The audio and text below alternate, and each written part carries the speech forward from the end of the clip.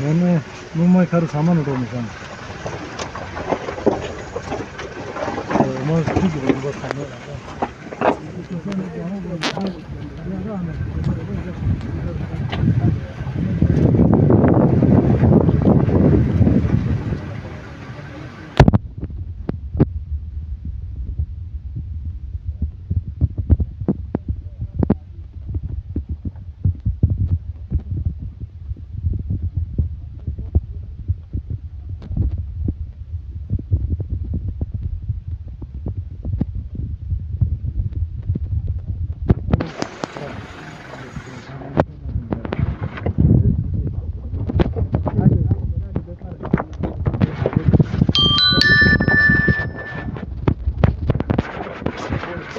bir taraf